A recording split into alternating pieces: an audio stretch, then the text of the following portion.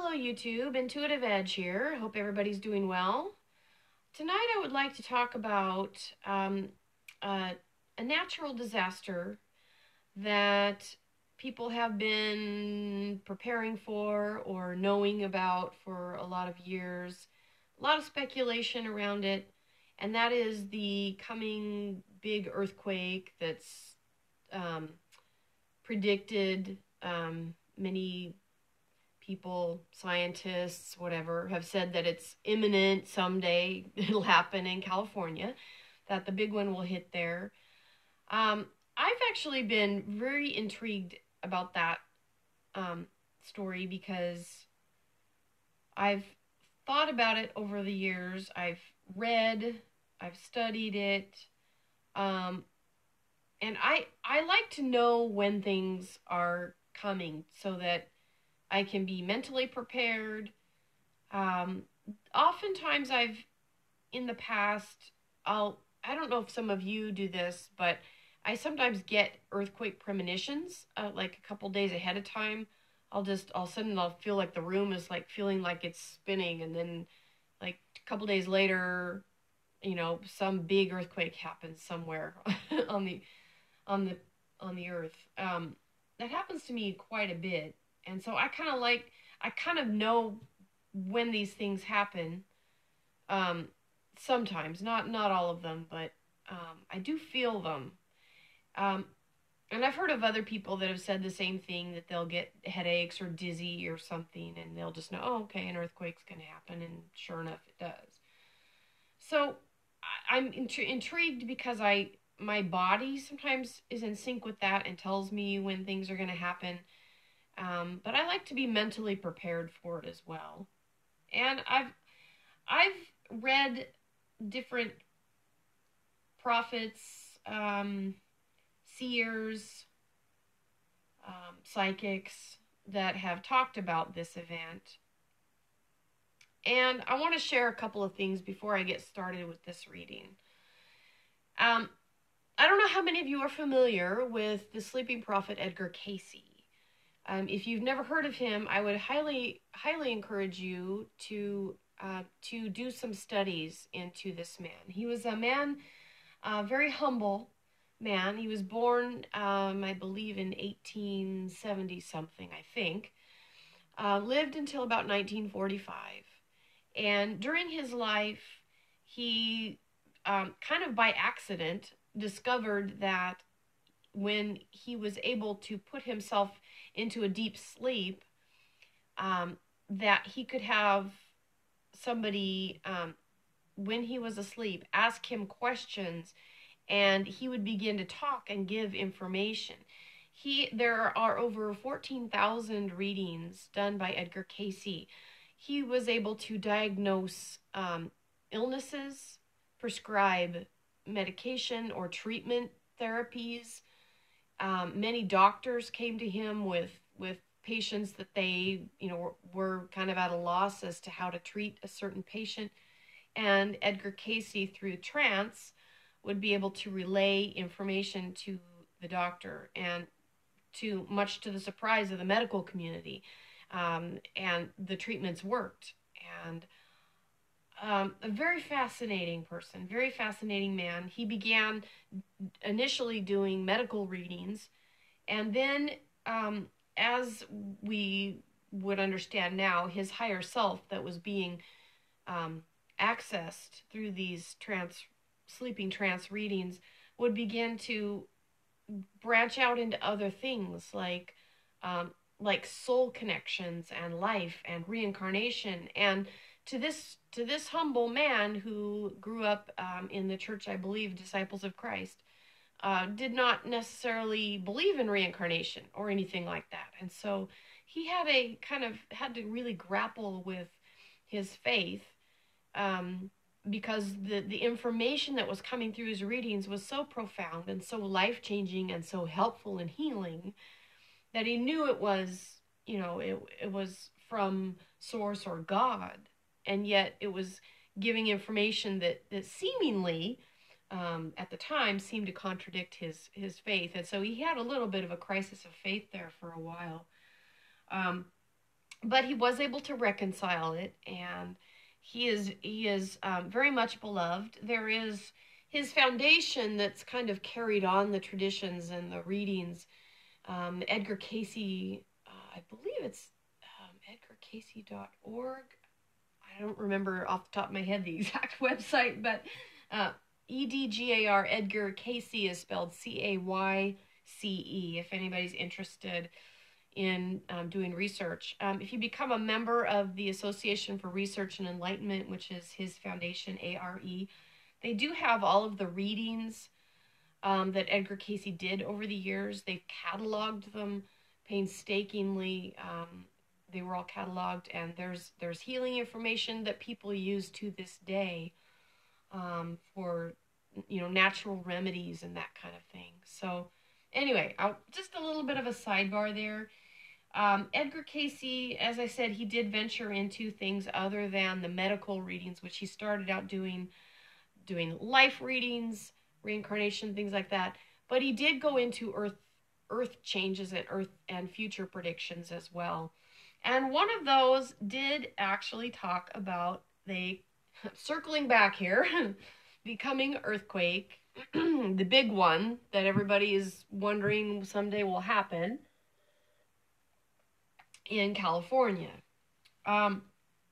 According to the prophecy given by Edgar Cayce, a couple things need to happen prior to that, one of which is the eruption of Mount Vesuvius.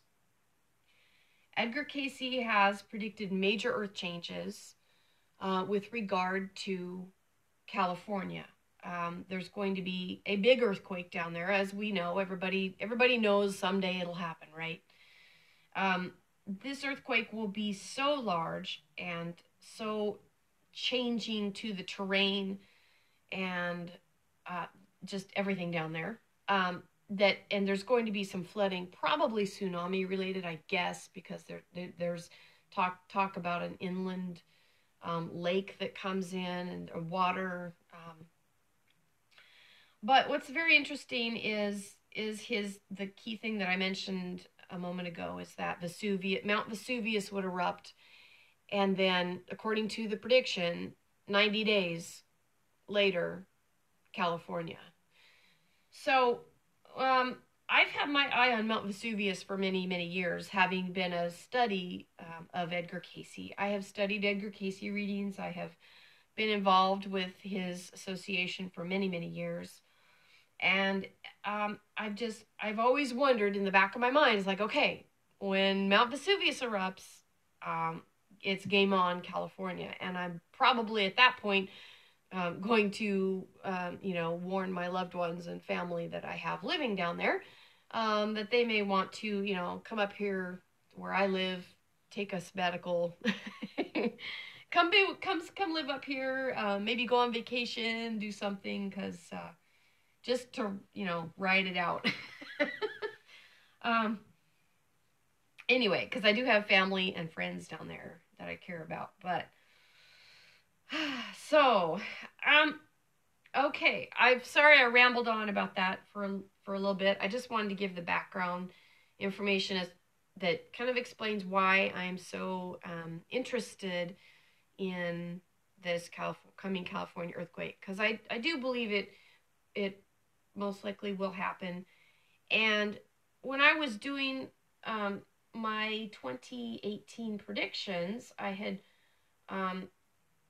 really felt, and I think it's in my other video I did a couple days ago, is that I actually felt into Italy, and that Vesuvius might have some unrest, and I'm hoping that it doesn't erupt, because I do believe Edgar Cayce is right in his prediction that will come first.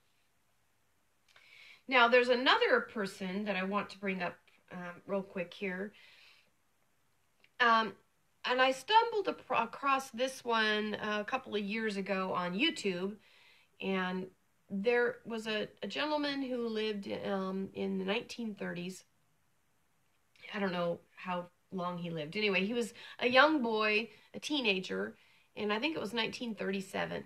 he fell off a horse and hit his head, got a horrible concussion, ended up in the hospital for several days. And during that time, he was in and out of consciousness.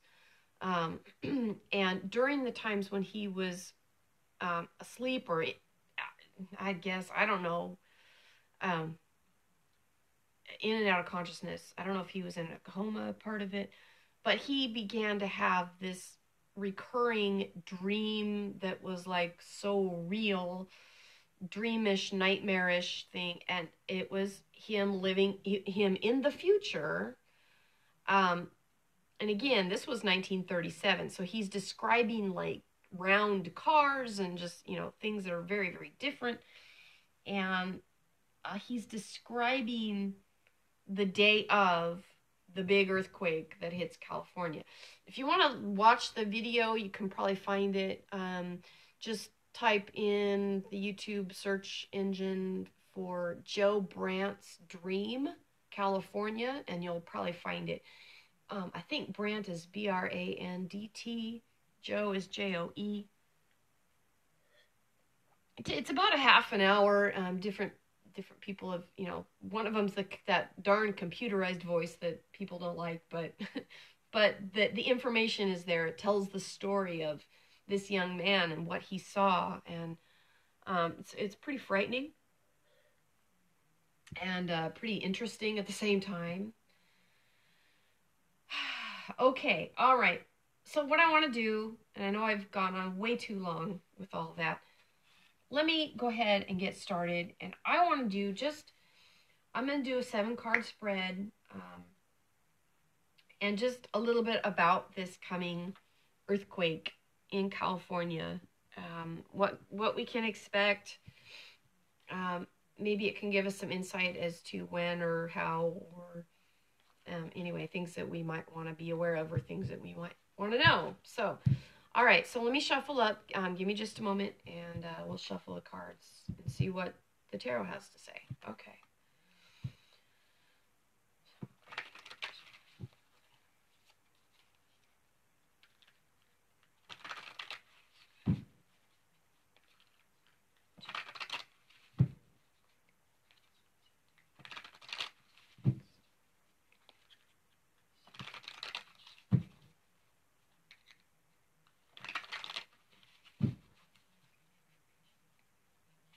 Okay. All right. So we're going to cut the deck and see what we get here. We're going to do 7-card spread. So we're going to look at kind of what we need to know, what's possibly going to lead up to it, what's happening now,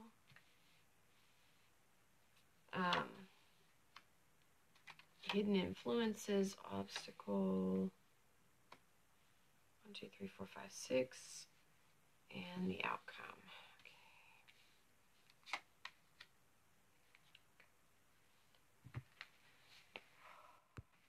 So the first thing I get that comes to me when I look at this first card is the Ace of Cups over here.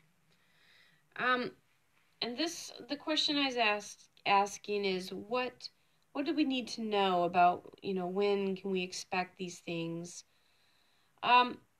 And with the dove and the olive branch, what comes to me is to heed the warnings, to listen to what's been given. And be aware. There was something also in Joe Brandt's dream about the California earthquake that he said that I thought was very interesting, is that the birds on the day of that earthquake, there were no birds. The skies were silent, and he was like, where are the birds? Why are there no bird sounds? So, and I think interesting with that dove in the picture is this dove has the olive branch, and I think it's possibly just saying to pay attention to the signs around you and possibly literally the birds. So what's going to lead up to it? Now we've got the Hermit card.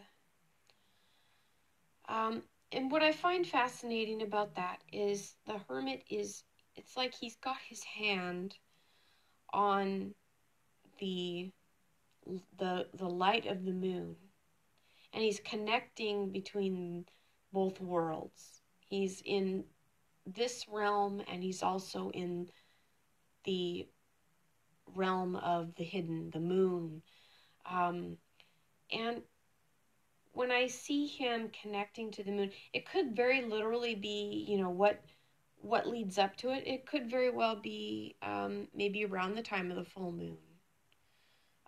We don't know which full moon or when, but it could be around a full moon, possibly. That could be one interpretation. So what's happening now, we have a messenger card. To me, that he is surveying the land. The Page of Wands is a creative force that is forward-thinking, and he is surveying. He is connected to being a scout and looking. So I think right now it is simply surveying and seeing what the earth might be telling us or what shifts we might be expecting. On the obstacles card, I sat for a moment. I paused the video and just kind of sat with these for a few minutes just to get my bearings and to see what these cards are saying. We've got the Six of Cups is generally very, very nice, warm card, loving. It's like innocence, childhood. But with Intuitive Tarot, I kind of like to look at and see if there's something that sticks out at me in the artwork or the picture or a message that I hear. And I'm drawn very much to the inside of that watermelon, which I think is portraying or indicative of looking within the earth.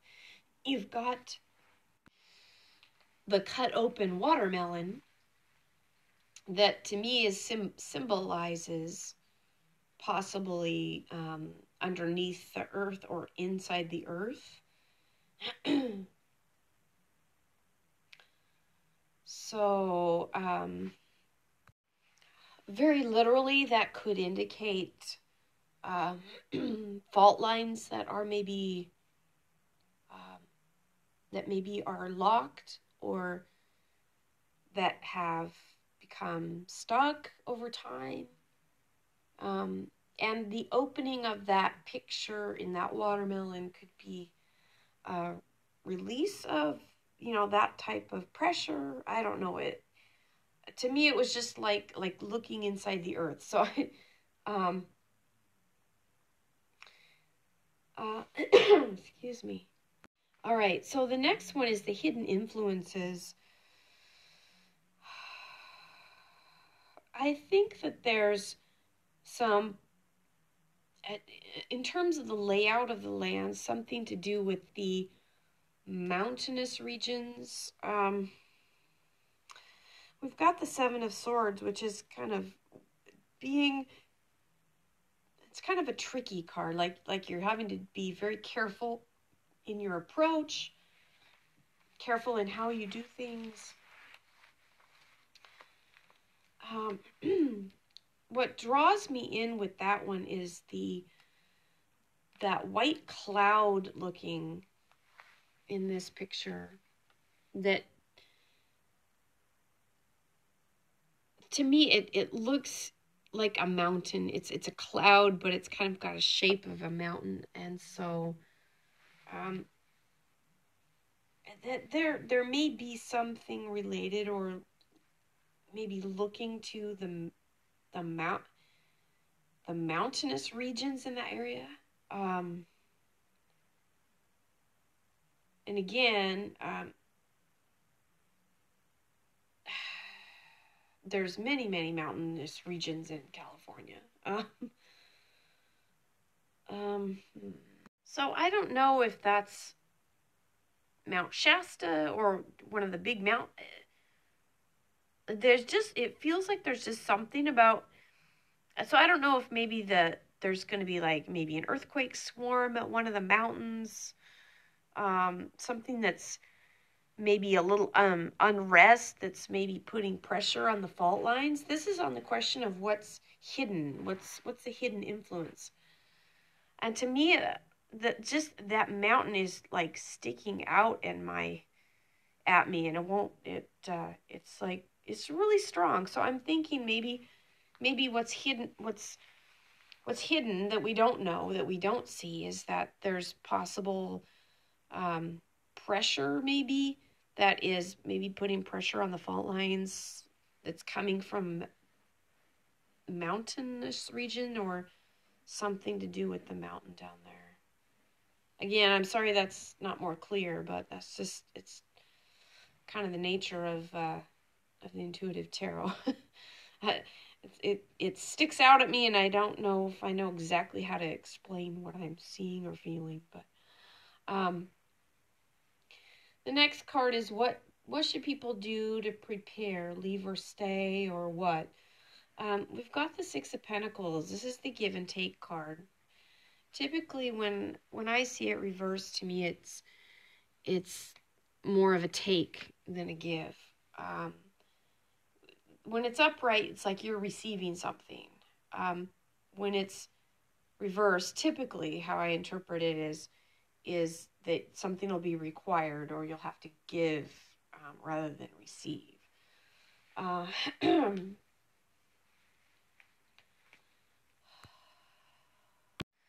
You know, when I see that giving, that the card of give and receive,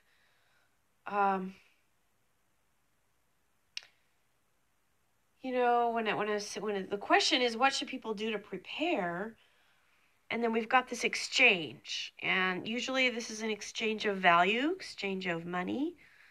Could be maybe, you know, if you're thinking about moving away, maybe now's the time to sell your place and move, you know, ahead of this, you know, before this, you know, caca hits the fan, so to speak, down there.